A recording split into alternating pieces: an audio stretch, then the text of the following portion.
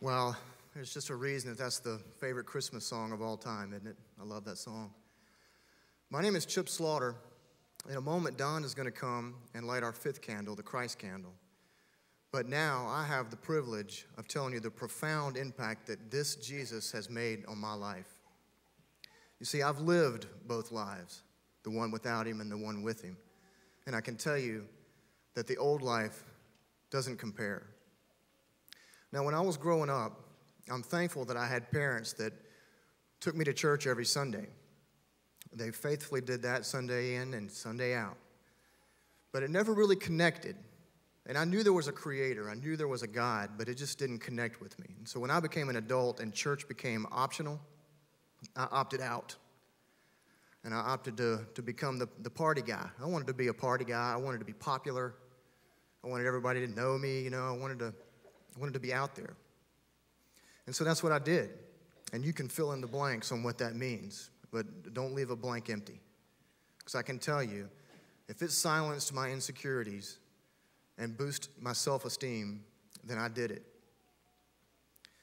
And then through the simplicity of a broken heart, God got my attention.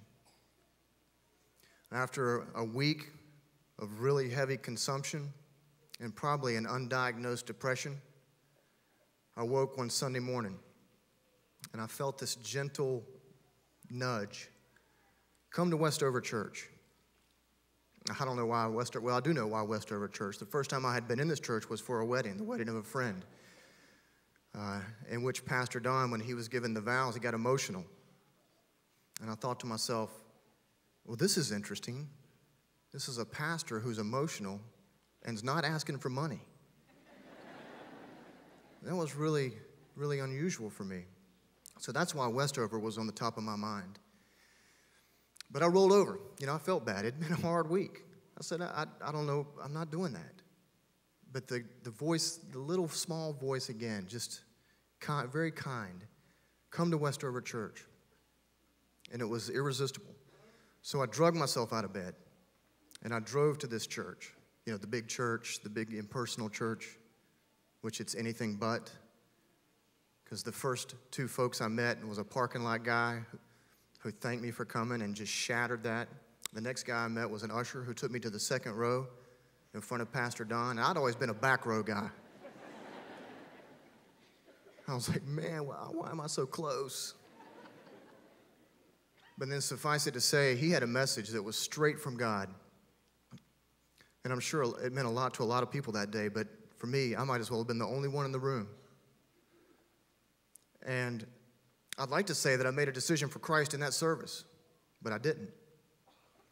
I left, and later that afternoon, I was spending time with a friend, one-on-one, and he was telling me what this Jesus was doing in his life. And I said to him, man, that's great. That's fantastic, all that peace, joy, and happiness stuff. That's wonderful. But I've worked a long time to become the popular party guy. And candidly, I enjoy it. I don't want to stop. And he said something to me that was just shattered my image of being a follower of Christ. He said, Chip, you don't have to stop. And I said, wait a minute. Time out here. I thought to be a follower of Christ, I had to go to bed at 8 and get up at 4 and eat broccoli 3 times a day and, be miserable, not have any fun. And mostly I thought I had to be perfect. Thought I had to be sinless. And my buddy said, Chip, if any of us had to do that, none of us would get in. I said, well, that's pretty neat. I'll keep coming to Westover Church. I'll get involved in the Bible study. I'll keep checking this thing out.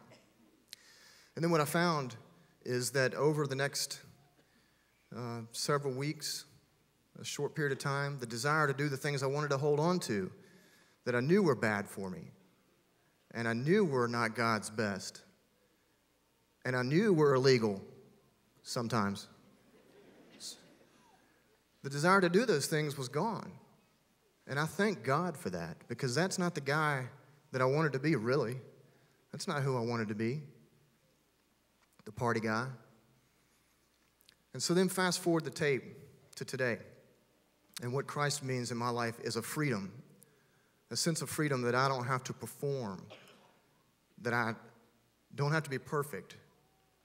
I can't be perfect. a life with Christ is also a sense of adventure. It's an incredibly exciting adventure to see what God has planned. And as long as I know that I'm doing what He calls me to do, and I'm obedient, and I love people, that He's working all things for my good. And also, that joy thing, that's a real deal for me. Because joy doesn't come and go. Joy stays. Now, I'd love to say that life as a Christ follower is an immunization against bad things, but it's just not. The fact is we live in a broken, beat-up world. In fact, my wife and I have been trying to have a baby. I've been married for 2 years. I didn't get married till I was 39 years old. It was a good run, too, but it was a bad run. But I got married at 39. My wife and I have been working on, we want to have a baby. We want to have our first child, and we just learned that we were pregnant until last week. And so that's a familiar story. Are we upset? Are we disappointed? Absolutely. But we know that God has a greater plan, and that His plan is far greater than anything I could possibly imagine or put together for myself. So this time of year, Christmas, man, I soak it up. My favorite Christmas song is "O Holy Night." And in that song, there's a line, "Long lay the world in sin and error pining, till He appeared, and the soul felt its worth." Tonight, on Christmas Eve, the day before the birth of my Savior, my soul feels its worth. And my prayer is that yours does as well. Thank you for your attention, and Merry Christmas.